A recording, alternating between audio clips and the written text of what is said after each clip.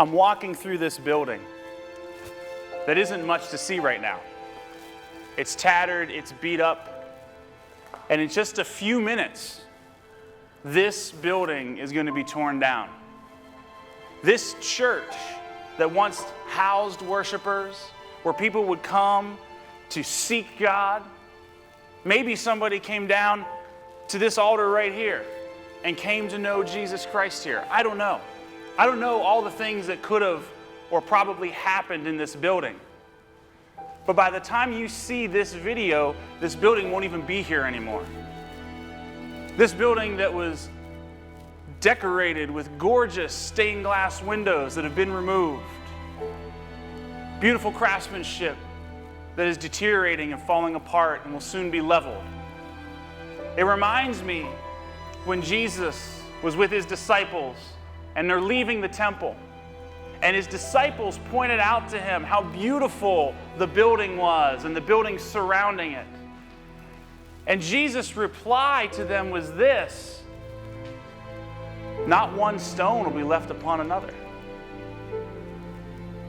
See, no matter how beautiful the building is, no matter how gorgeous the building is, it's what happens inside that matters. See, they were shocked when Jesus said that. They were surprised. Oh, this gorgeous building, look at it. Isn't it overwhelming? Isn't it beautiful, Jesus? And he said, it doesn't really matter. Not one stone is going to be left upon another. The same is true for this building. It will be completely devastated.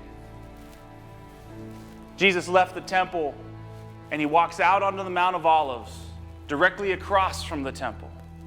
And he begins to tell his disciples to not be deceived. See, a lot of times we're like this building. Gorgeous, beautiful, beautiful architecture, lovely design. But at some point, people stopped worshiping in here. At some point, people stopped seeking Christ together in this building. At some point, this became just a building, an empty shell. It's much like some of the most gorgeous churches on planet Earth. They have no worshipers inside of them. There's no worship, there's no glory that takes place there. There's no seeking God. In the New Testament, the Apostle Paul writes to the church, and he tells us, don't you yourself know that you are the temple of the Holy Spirit?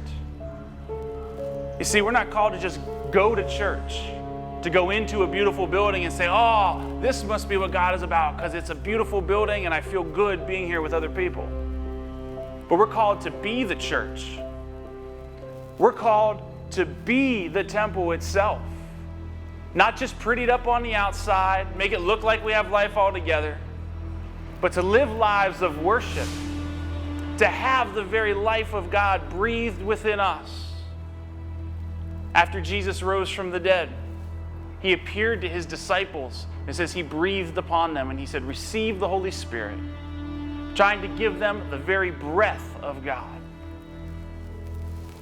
When we have the breath of God within us and we live out being the church, it doesn't matter. It doesn't matter what the outside really looks like. What matters is that there is life inside, that God is being glorified. You see, God's word says this, that unless God is at work and the Holy Spirit is at work in us, and the master is the one who builds the house, those who labor, labor in vain. You see, we can work really hard to look like good people and even try to look like godly people.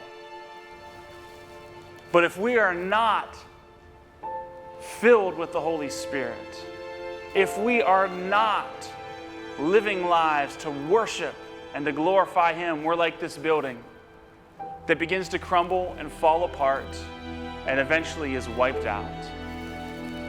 So I challenge you, don't be like this building. I challenge you, live a life of praise. Be the church. Don't be like this building that all of a sudden worship stopped happening there. Seeking God stopped happening there. Continue to seek Him. Continue to pursue Him. Continue to be the church, because you yourself, you are the temple of the Holy Spirit.